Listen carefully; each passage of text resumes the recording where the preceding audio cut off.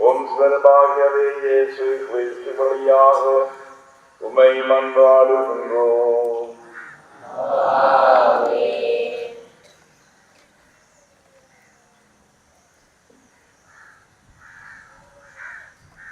உங்களோடு இருப்பாராக.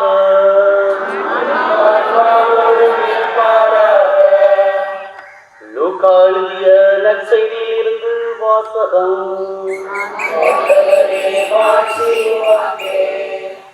அதிகாரம் 19, இறை வசனங்கள் 28 தொடக்கம் 40 வரை.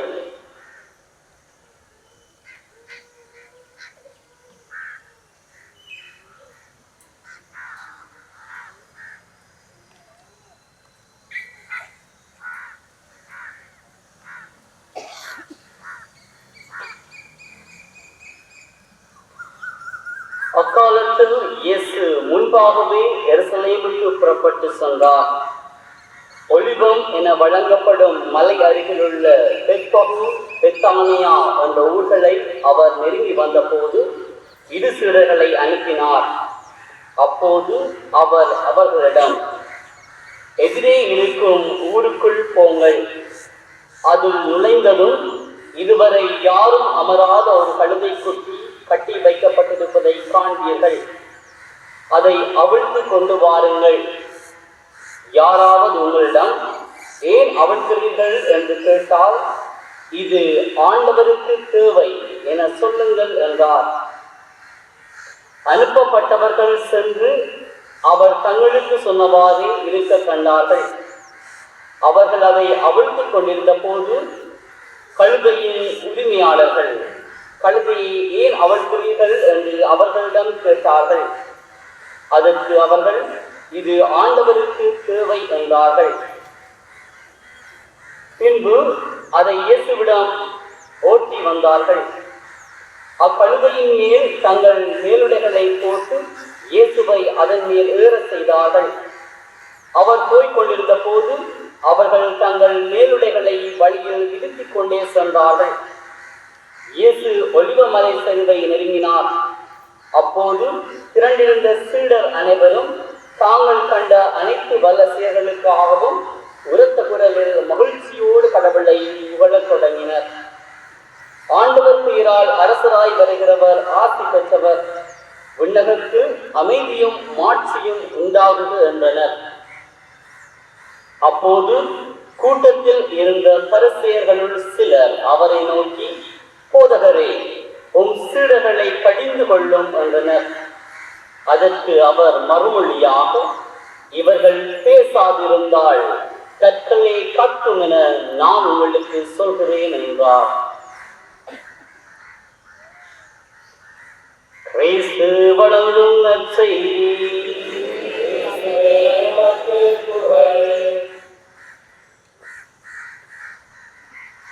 அன்புமிக்க சகோதர சகோதரிகளே, இயேசுவை புகழ்ந்து ஆர்ப்பரித்த மக்கள் திரளை போன்று நாமும் அமைதியுடன் புறப்படுவோம்.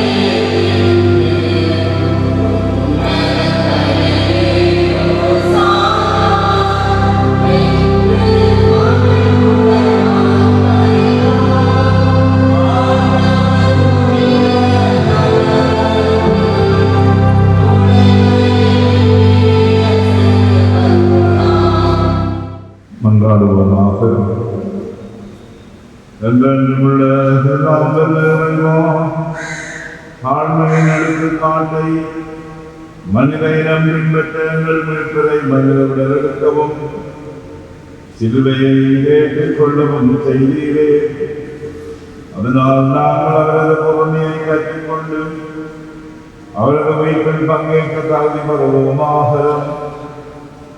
ஆண்டவராகிய கிறிஸ்து வழியாக உம்மை மன்றாடுகின்றோம். முதல் வாசகம். நிந்தனை செய்வோருக்கு என் முகத்தை மறைக்கவில்லை, இழிநிலையை நான் அடைவதில்லை என்று அறிந்தேன். இறைவாக்கினர் எசாயாவிலிருந்து வாசகம். அதிகாரம் 50, வசனங்கள் 4-7 முடிய. நலிந்தவனை தன் நல்வாழ்வால் ஊக்குவிக்கும் அறிவை நான் பெற்றிட ஆண்டவராகிய என் தலைவர் கச்சோலின் நாவை எனக்கு அளித்துள்ளார். காலைதோறும் அவர் என்னை தட்டி எழுப்புகின்றார். கற்போர் கேட்பது போல் நானும் செவி கொடுத்து செய்கின்றார். ஆண்டவராகிய என் தலைவர் என் செவியை சுழந்துள்ளார். நான் புலன்களவில்லை, விலகிச் செல்லவும் இல்லை. அடித்தோற்கு என் முழுமையில் காரிய குடும்போருக்கு என் சாதனையை ஒப்புவித்தேன். நிந்தனை செய்வோர்க்கும் காரி நோய்வோர்க்கும் என் முகத்தை மறைக்கவில்லை. ஆண்டவராகிய என் தலைவர் துணை நிற்கிறார். நான் அவமானம் அடைகிறேன். என் முகத்தை கற்பாரை ஆற்றிக் கொள்வேன். இழிநிலை நான் அடைவதில்லை என்று அறிவேன். இது ஆண்டவர் வழங்கும் அருள்வாக்கு.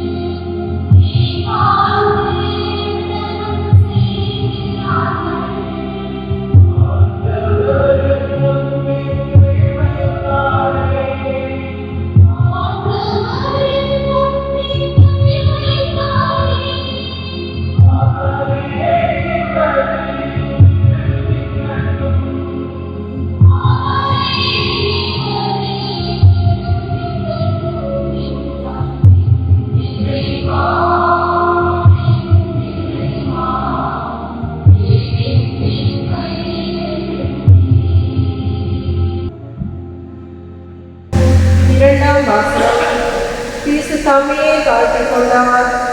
எனவே கடவுளும் கிறிஸ்துவை உயர்த்தினார். திருத்தூதர் பவுல் பிலிப்பியருக்கு எழுதிய திருமுகத்திலிருந்து வாசகம்.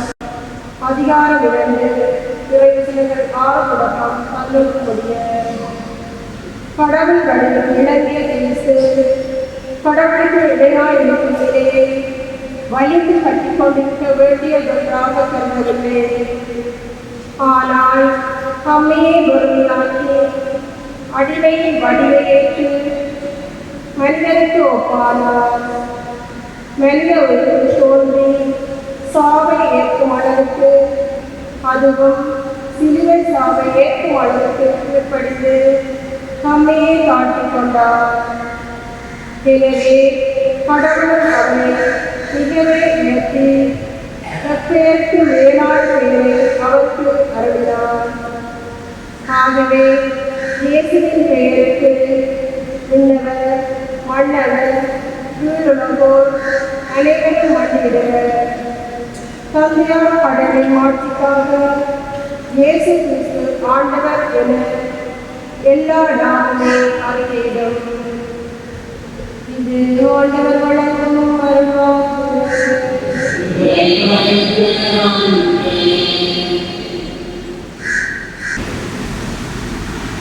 சாவை ஏற்கும் அளவுக்கு, அதுவும் சிலுவை சாவையை ஏற்கும் அளவுக்கு கீழ்ப்படிந்து நம்மை காட்டிக் கொண்டார்.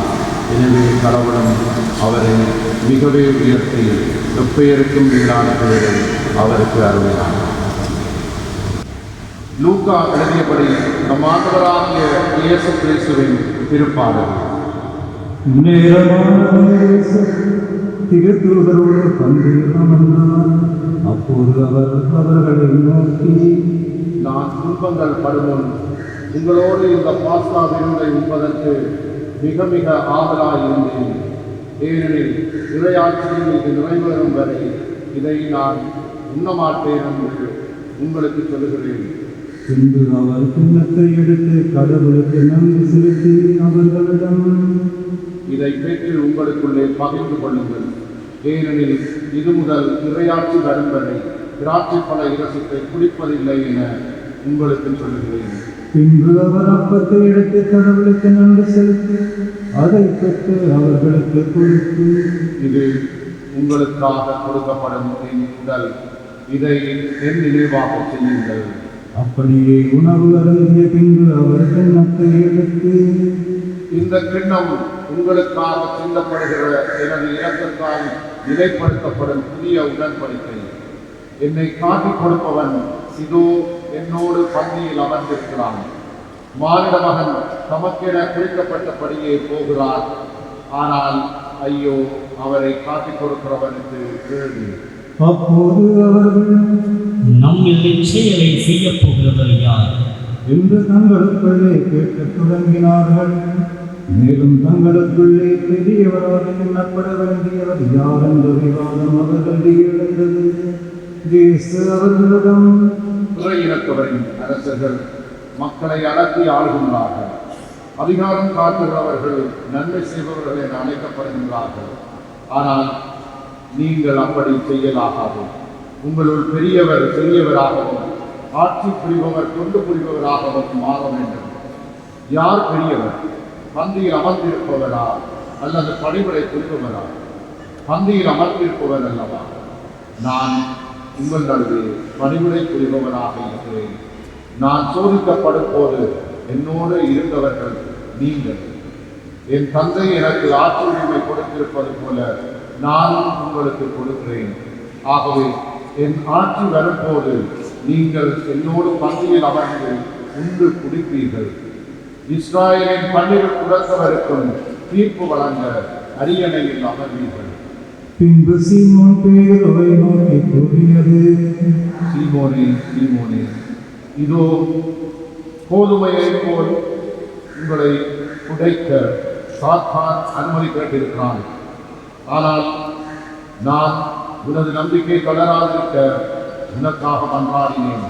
நீ மனம் திரும்பிய பின் உன் சகோதரர்களை உறுதிப்படுத்து. அதற்கு பேதுரு, ஆண்டவரே, உம்மோடு சிறையிடப்படுவதற்கும் ஏன் சாவதற்கும் நான் ஆயத்தமாய் உள்ளேன்.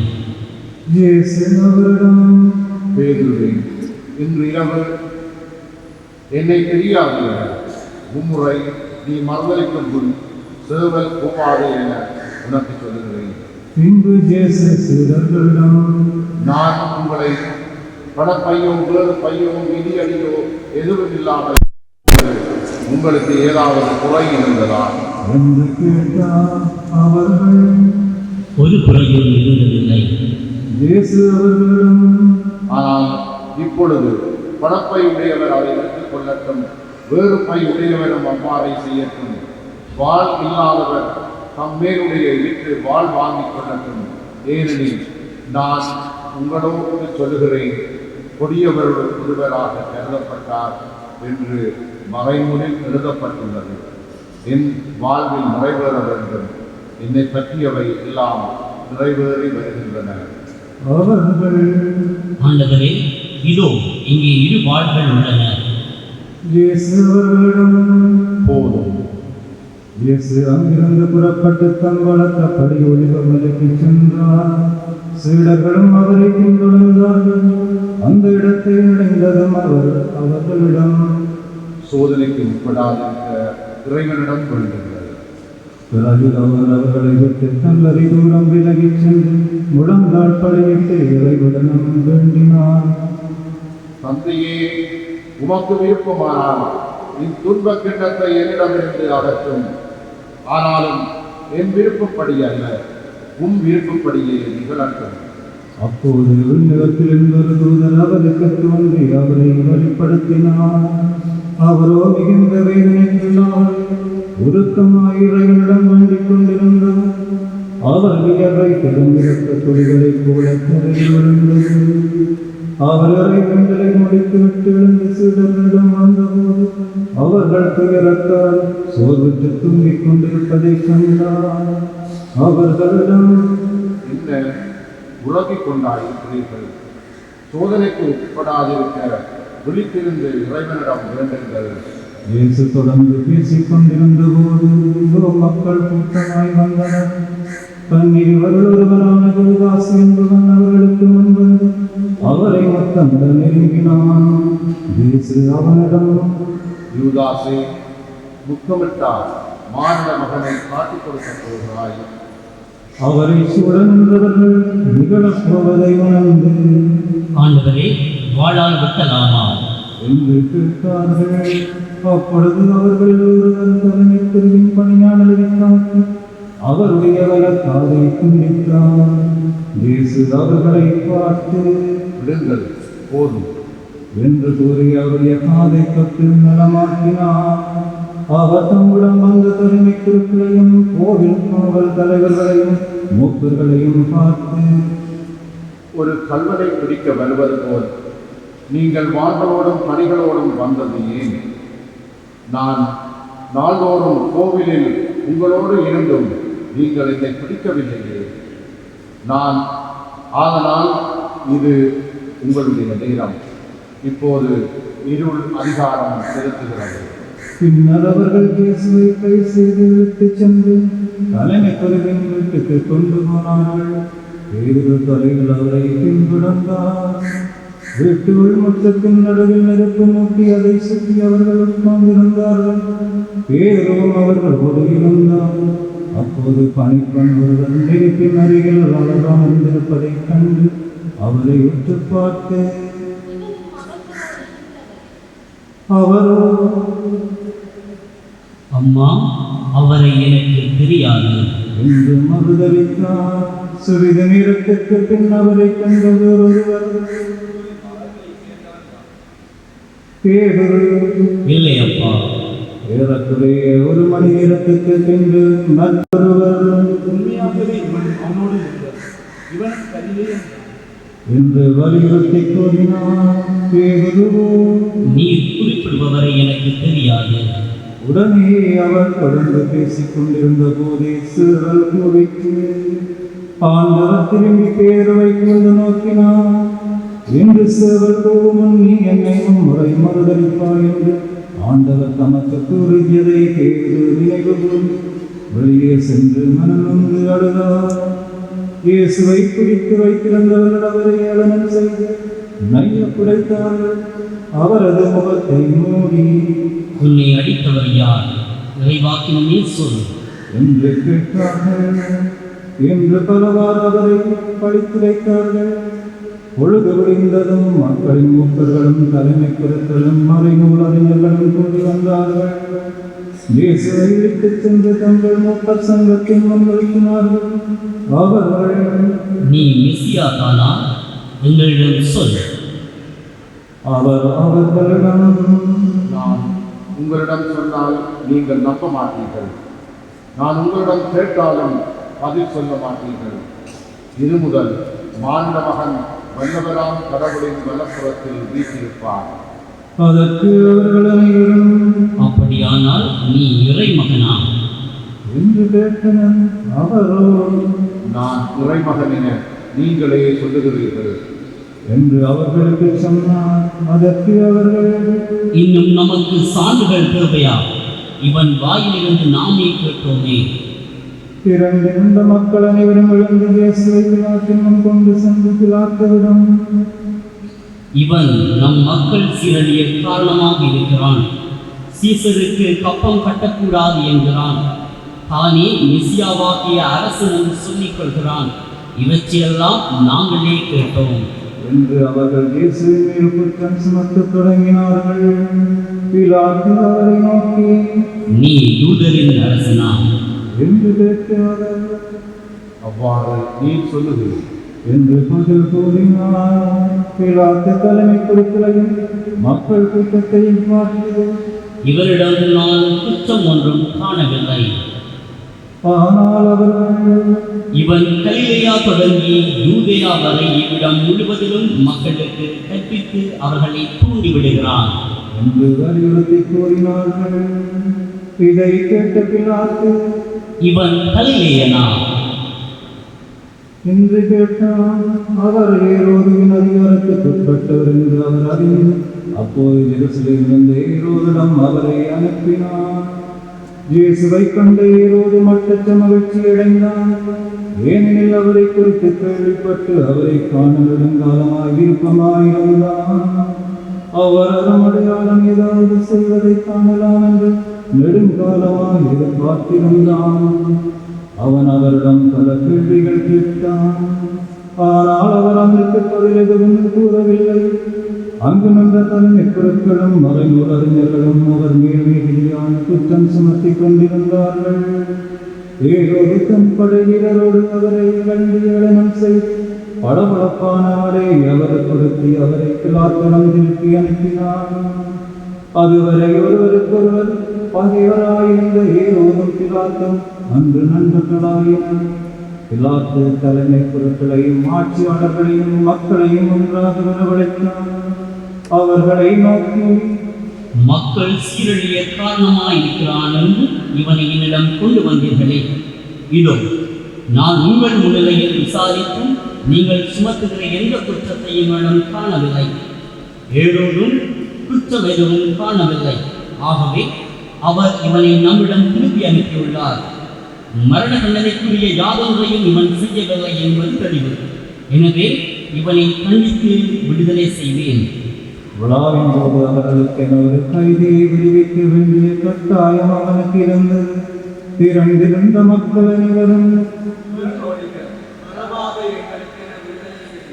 என்று கத்தினர். பரவா நகரில் நடந்த ஒரு கலகத்தில் ஈடுபட்டு கொலை செய்வதற்காக சபையிலிடப்பட்டவன் பிலாத்து இயேசுவை விடுதலை செய்ய விரும்பி மீண்டும் அவர்களை கூப்பிட்டு பேசினான். ஆனால் அவர்கள் என்று கத்தினார்கள்.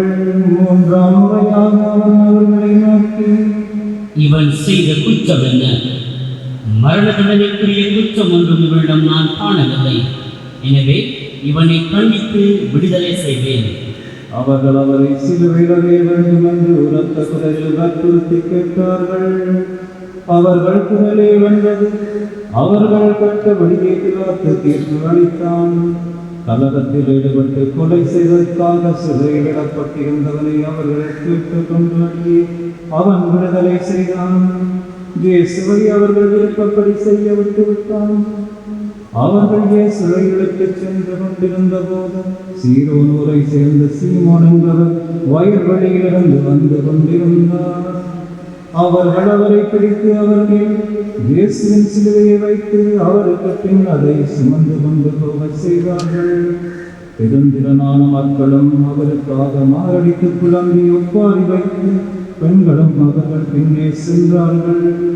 இயேசு அப்பெண்கள் பக்கம் திரும்பி, எருசலேம் மகளிரே, நீங்கள் எனக்காக அழ வேண்டாம்.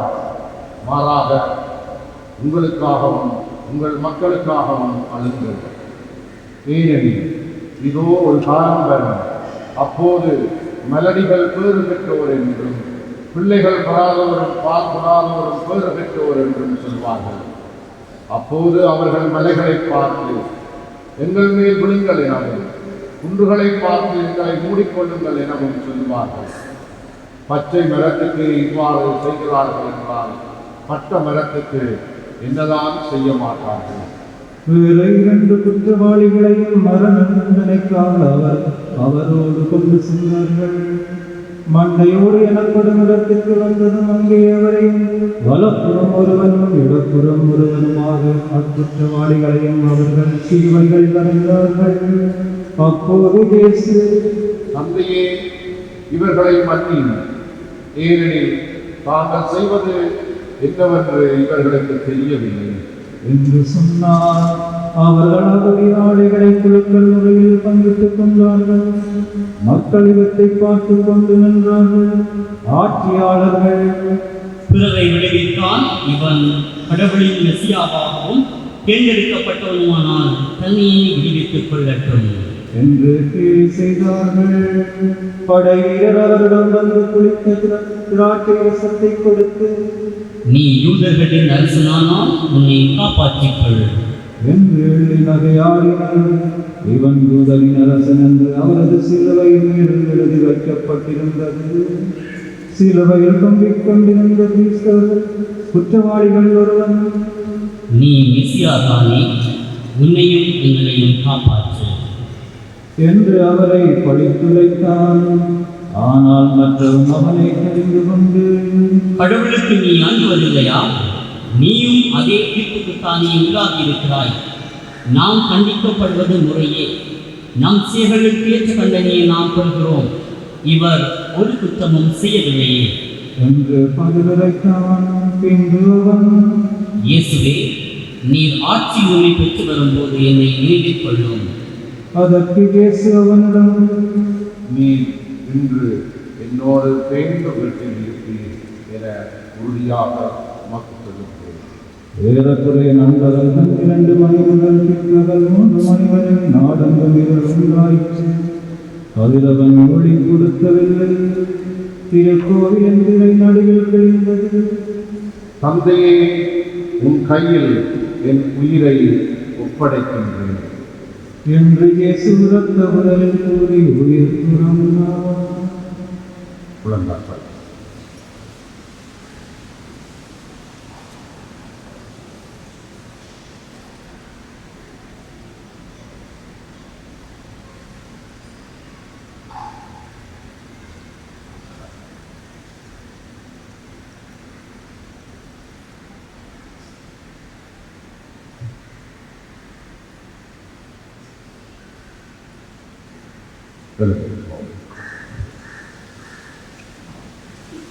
இதை கண்ட நூற்றுவர் தலைவர்கள், இவர் உண்மையாகவே நேர்மையாளர் என்று கூறி கடவுளை போற்றி புகழ்ந்தார். இக்காட்சியை காண கூடி வந்திருந்த மக்கள் அனைவரும் நிகழ்ந்தவற்றைக் கண்டு மார்பில் அடித்துக் கொண்டு திரும்பிச் சென்றனர். அவருக்கு அறிமுகமான அனைவரும் கலிலேயாவிலிருந்து அவரை பின்பற்றி வந்திருந்த பெண்களும் தொலைவில் இவற்றை பார்த்துக் கொண்டிருந்தார்கள். யோசேப்பு என்னும் வேறுடைய ஒரு இருந்தார்.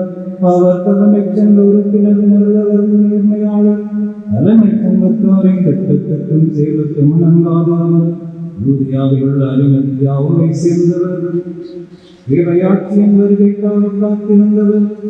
அவர் பிலாத்துவிடம் போய் இயேசுவின் உடலை கேட்டார். அவர் அவரது உடலை இறக்கி மெல்லிய துணியால் சுற்றி பாறையில் உடைந்திருந்த கல்லறையில் வைத்தார். அதற்கு முன்பு யாரையும் அதில் அடக்கம் செய்வதில்லை. அன்று 1000 நாள் ஓய்வு நாளின் தொடக்கம். கலிலேயாவிலிருந்து அவரோடு வந்திருந்த பெண்கள் பின்தொடர்ந்து சென்று கல்லறையை கண்டார்கள்.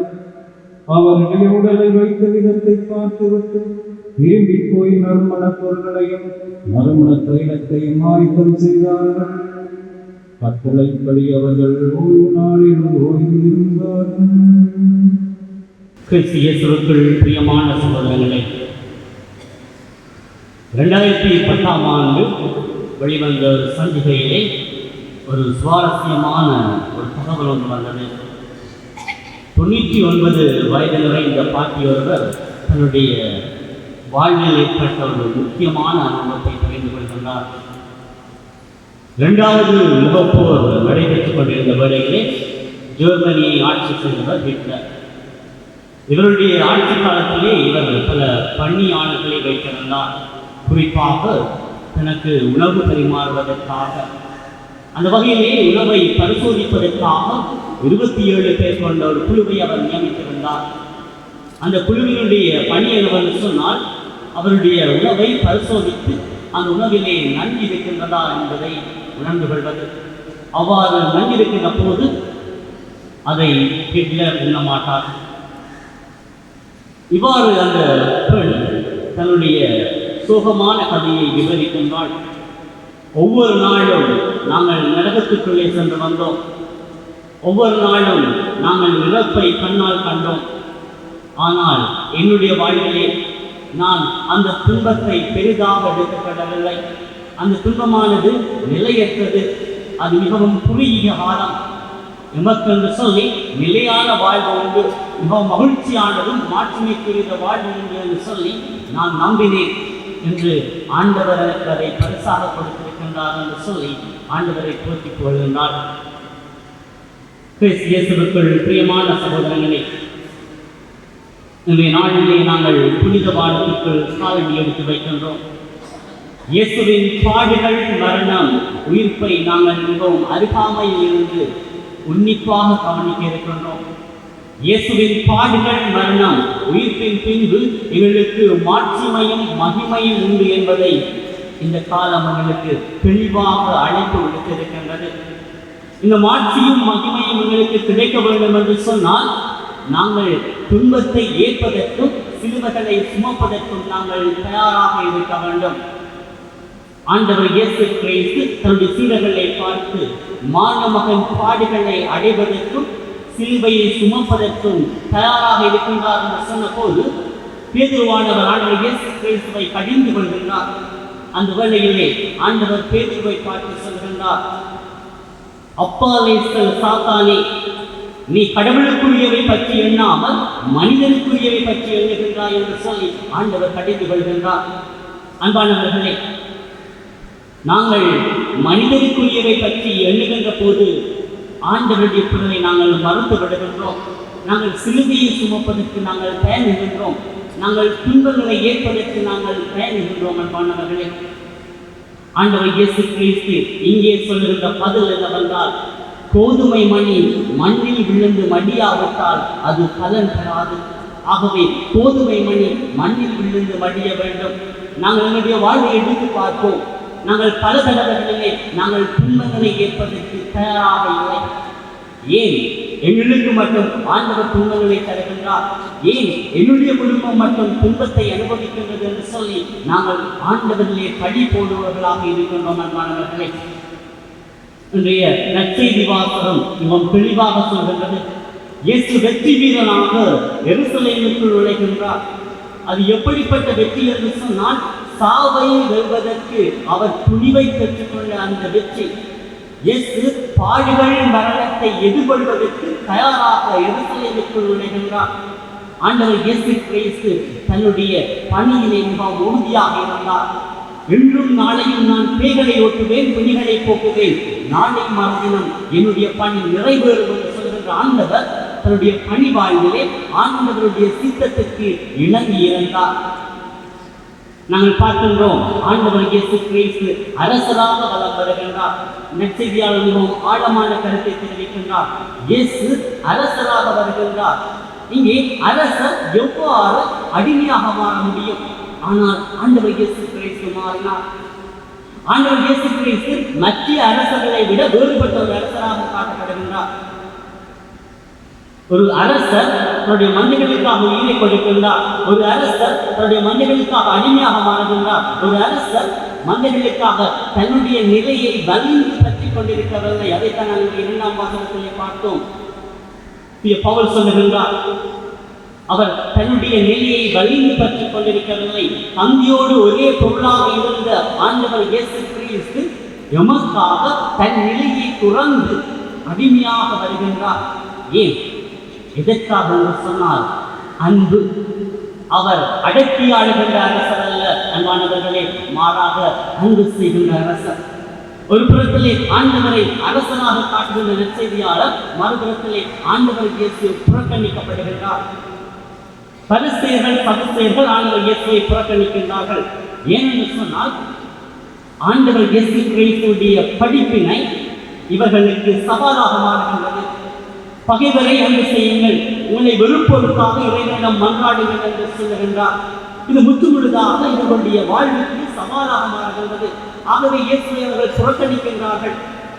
அங்கே இயேசு சொல்கின்ற பதில் என்னவென்று சொன்னால், கட்டுவோர் புறக்கணித்த கல்லை கட்டடத்தின் மூளைக்கல்லாயிற்று என்று சொல்லி, இன்று அந்த மூளைக்கல் தான் இன்று அடித்தளமாக அஸ்திவாரமாக அமைந்து 2000 வருடங்களை கழிந்து இன்றும் திருச்சபை நிலையாக இருக்கின்றது என்று சொன்னால், அன்று புறக்கணிக்கப்பட்ட அந்த கல் இன்று அஸ்திவாரமாக இருக்கின்றது என்பானவர்களே. ஆகவே நாங்கள் உங்களுடைய வாழ்விலே துன்பங்களை ஏற்பதற்கும் சவால்களை நாங்கள் ஏற்றுக்கொள்வதற்கும் சிலுவையை சுமப்பதற்கும் நாங்கள் தகுதியுள்ளவர்களாக எங்களை மாற்றிக்கொள்ள வேண்டும். நாங்கள் துன்பங்களூடாகத்தான் மீட்பு அடைய முடியும், சிலுவையூடாகத்தான் நாங்கள் ரட்சணியத்தை பெற்றுக்கொள்ள முடியும். ஆகவே நாங்கள் ஆண்டவரிடம் மன்றாடுவோம். ஆண்டவர் தாமே உமக்கு மாட்சியையும் மகிமையையும் தர வேண்டும் என்று சொல்லி நாங்கள் தொடர்ந்து மன்றாடி சந்திப்போம்.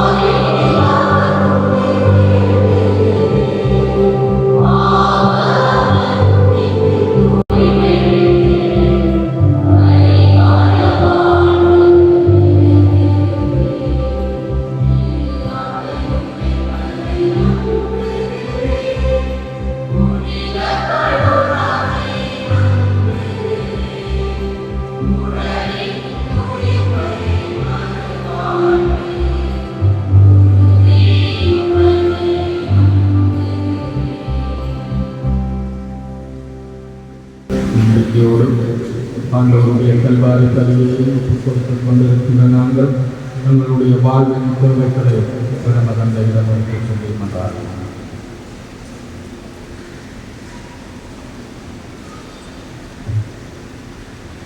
அவைக்காக மன்றாடுவோம். உன் வார்த்தையை உலகெங்கும் அறிவிக்கும் பணியில் தங்களையே அர்ப்பணித்துள்ள நற்செய்தி பணியாளர்களை ஆசீர்வதியும். அவர்களின் பணிகளிலே ஒவ்வித இடர்களும் ஏற்படாதவாறு காத்து வல்லமையோடு உன் வார்த்தையை அறிவித்திட தூய ஆணையின் கனிகளை நிறைவாக பொழிந்து உண்மை கடவுளாகிய உமக்கு உகந்தவர்களாக வாழ்ந்துட வரவல்ல வேண்டும் என்று இறைவா உம்மை மன்றாடுகின்றோம். நாங்கள் திரு அவைக்காக மன்றாடுவோம். இன்றைய திருத்தோலின் பகுதியில் பங்கெடுத்து திருவழிபாட்டின் வழியாக ஆசிரை பெற இங்கு கூடியிருக்கும் எங்களையும் எங்கள் பங்கு சமூகத்தையும் தேசியின் கீழ்ப்படிதல் தாழ்ச்சி என்ற உயரிய நற்குணங்களால் நிரப்பி ஈஸ்வரின் மனநிலையை அர்த்தமுள்ள கிறிஸ்தவ வாழ்வு வாழ வேண்டும் என்று இறைவா உம்மை மன்றாடுகின்றோம்.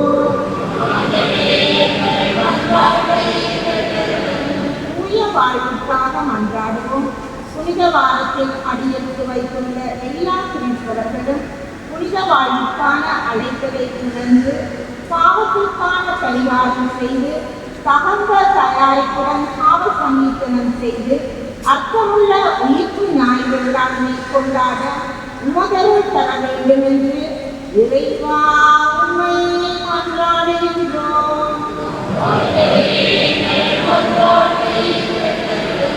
துன்புறுவோருக்காக மன்றாடுவோம். என் இறைவா ஏன் என்னை கைவிட்டீர் என்று அன்றாட சிறுவர்களின் மத்தியில் நம்பிக்கை இழந்து வாழும் உன் துன்புறும் சகோதர சகோதரிகள் உன் பெயரினால் துன்பங்களில் இருந்து தடைகள் சோர்வுகளில் இருந்து விடுதலை பெற வேண்டும் என்று இறைவா உம்மை மன்றாடுகின்றோம்.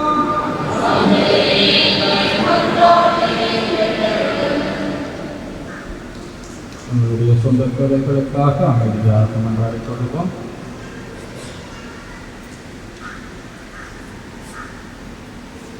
வல்லமையுள்ள ஆண்டவரே, உம்முடைய பிள்ளைகள் நாங்கள் நம்பிக்கையோடு உடலுக்கு இந்த வேண்டுதல் கொண்டே நமக்கு நிறைவாக தந்தரும். பாடுகள் ஊடாக நாங்கள் வெற்றியை கண்டுகொள்ள எங்களுடைய விசுவாச பயணத்திலே வருகின்ற தடைகளை நாங்கள் தகர்த்தறிந்து உம்முடைய உயரத்திலே பங்கு கொள்கின்ற மக்களாக வாழ நீ தொடர்ந்து எங்களை வழிநடத்திட வேண்டும் என்று எங்கள் ஆண்டவராகிய கிறிஸ்து வழியாக மன்றாடுகின்றோம்.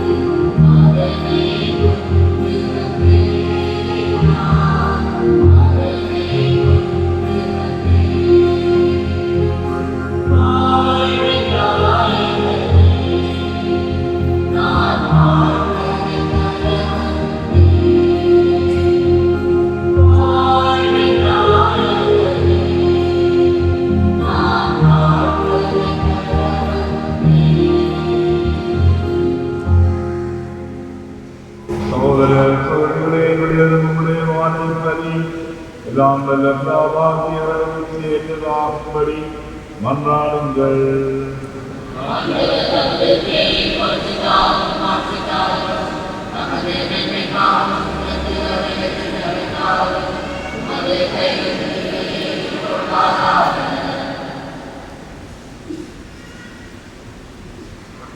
ஆண்டவரே, உம்முடைய திருமகளின் பாடுகளால் நீர் மீது கொண்டுள்ள இரக்கம் நெருங்கி வருவதாக.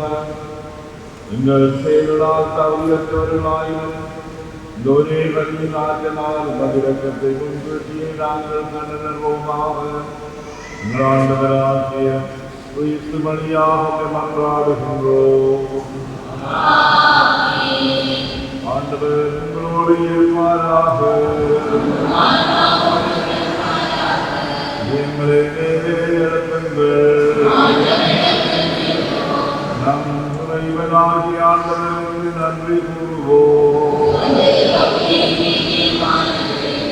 ஆண்டவரே, துணிவனான நன்றியே, எங்களுள்ள எல்லாம் வல்ல இறைவா, எந்நாளும் நாங்கள் உமக்கு நன்றி செலுத்துவது மெய்யாகவே தகுதியும் நீதியுமாகுங்கள் கடமையும் மீட்புக்குரிய செயலுமாகும். மாசத்தை வைத்து பாவிகளுக்காக பாடுபடவும் தீயோரை மீட்புக்காக நீதியாக தீர்ப்பனவும் திருடமானார். அவரது இவர்கள் பாவங்களை போக்கியது.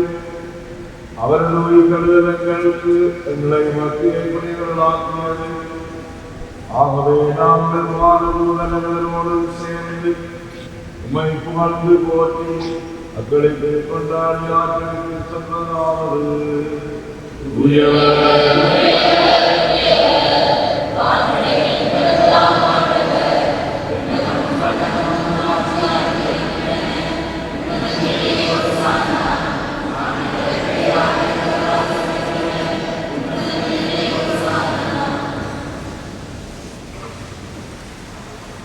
ஆண்டவரே, இதையாகவே தூயவரது இதை அனைத்திற்கு மூச்சு. ஆகவே உடைய ஆவியை கொள்கை காணிக்கைகளை தூய்மைப்படுத்த வேண்டுகின்றோம். வாருங்கள், ஆண்டவர் இயேசு கிறிஸ்துவின் உடலும் இரத்தமுமாக எங்களுக்கு இறைமாறுவனமாக. அவர் பாடுபட உடம்பை கையளித்த போது அப்பத்தை எடுத்து நன்கு செலுத்தி அதை பெற்று கம்சிதருக்கு அழைத்து கூறியதாவது. அனைவரும் இதிலிருந்து பெற்று உண்ணுங்கள், ஏனெனில் இது உங்களுக்காக கையளிக்கப்படும் என்று.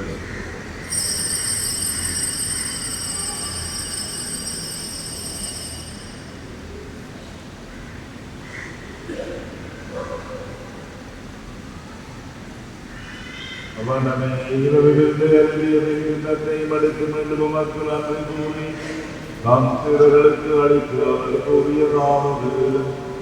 அனைவரும் இதிலிருந்து பெற்று கருதுங்கள், ஏனெனில் இது புதிய உண்மையான உடன்படிக்கைக்குரிய என்ற சின்னம். இது பாவ மன்னிப்பு என்று உங்களுக்காகவும் பலருக்காகவும் சொல்லப்படும். இதை நினைவாக செய்யுங்கள்.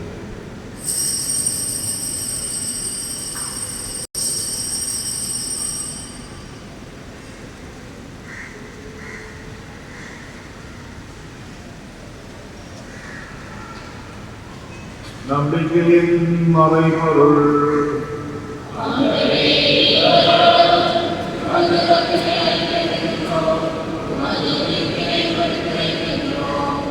ஆகவே ஆண்டவரே, நாங்கள்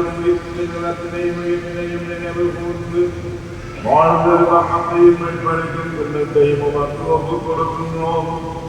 உம் திருமணங்கள் மக்கு ஊழியம் புரிய அவங்களுடனங்களை ஏற்றுக்கொண்டீர்களே மக்கள் நன்மை செலுத்துகின்றோம்.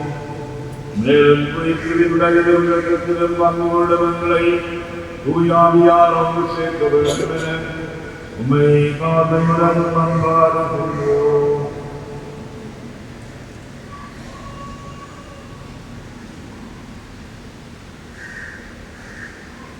ஆண்டவரே, இவ்வுலகெங்கும் பரவியிருக்கும் திரு அவையை நினைவு கூர்ந்தது. எங்கள் திருத்தந்தை பிரான்சிஸ், எங்கள் ஆயர் ஜஸ்டின் ஆச்சார பிரகாசம், எல்லா திருநிலைகள் ஆகிய அனைவரோடும் உமது திரு அவை என்பதில் இறங்குப்பதை செய்திருந்தது.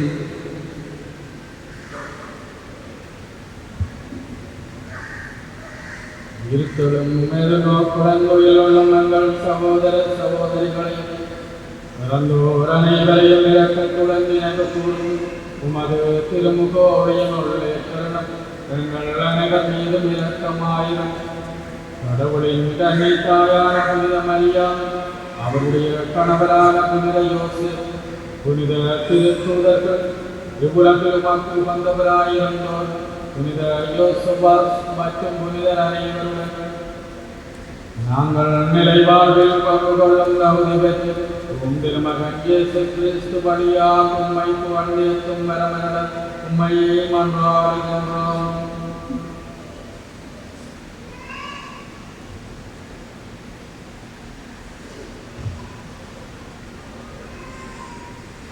இவர் வழியாக இவரோடு இவரில் எல்லாம் வல்ல இறைவனாகிய தந்தையே, தூயாவியாரின் எல்லா புகழும் மாட்சியும் என்றென்று உமக்கு உரியது.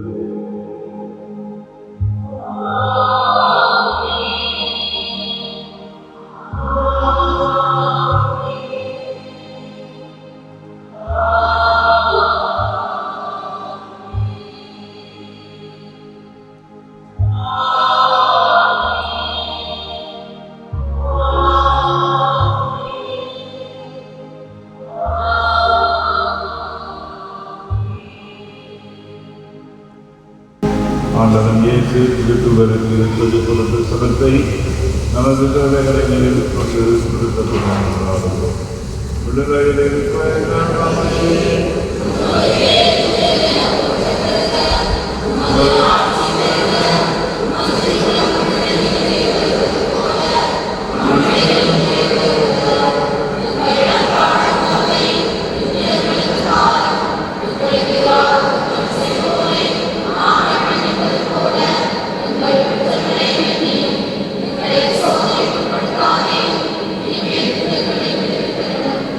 ஆண்டவரே, தீமையிலிருந்து மக்களை விடுவித்து எங்கள் வாழ்நாளில் அணுகியை கனிவுடன் அருளும் நன்றாடுகின்றோம்.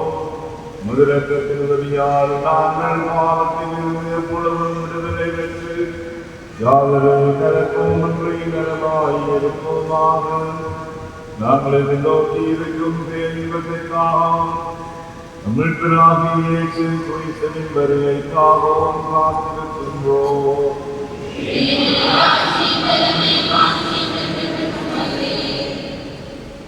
ஆண்டவராகிய இயேசு கிறிஸ்துவே, அமைதியை உங்களுக்கு விட்டு செல்கின்றேன், என் அமைதியை உங்களுக்கு அளிக்கின்றேன் என்று உன் திருத்துவர்களுக்கு முழங்கியதே. எங்கள் பாவங்களை பாராமல் மது திருவையின் நம்பிக்கையை நோக்கி மது குலத்துக்கேற்ப அதற்கு அமைதியையும் ஒற்றுமையும் அளிக்கிறதாக என்றென்றும் வாழ்ந்து ஆட்சி செய்கின்றவர்களே. ஆண்டவருடைய நன்மைகளோடு என்றும் இருப்பதாக.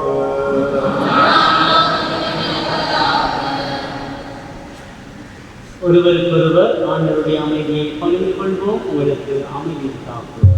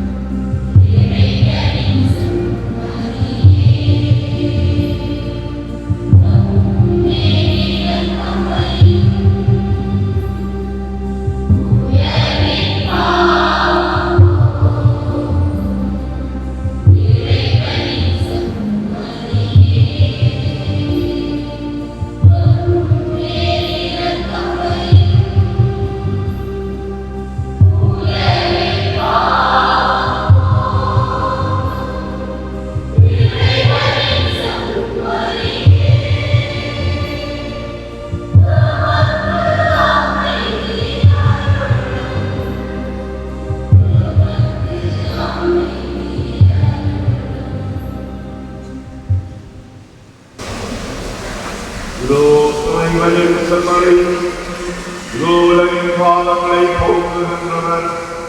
செம்மறியத்திற்கு அடைக்கப்பட்டவர் பெற்றோர்.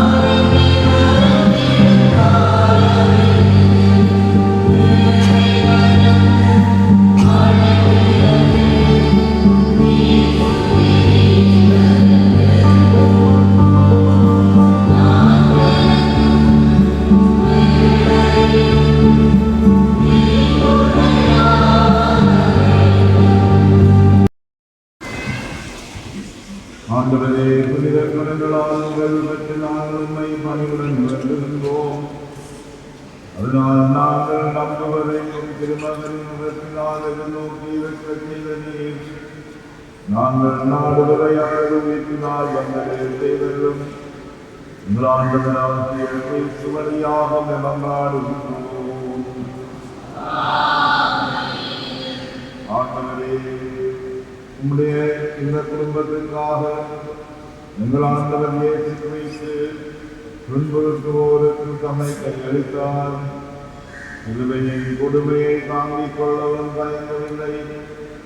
நீதி குடும்பத்தை கண்ணோக்கி அருள் புரியும் எங்கள் ஆண்டவராகிய கிறிஸ்து வழியாக மன்றாடுகின்றோம்.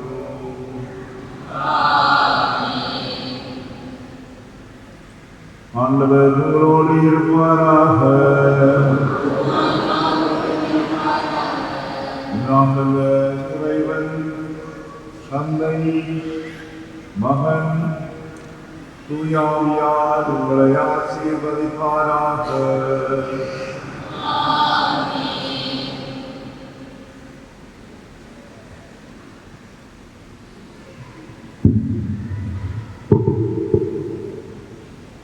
சென்று வாருங்கள், திருப்பலி நிறைவேறிற்று.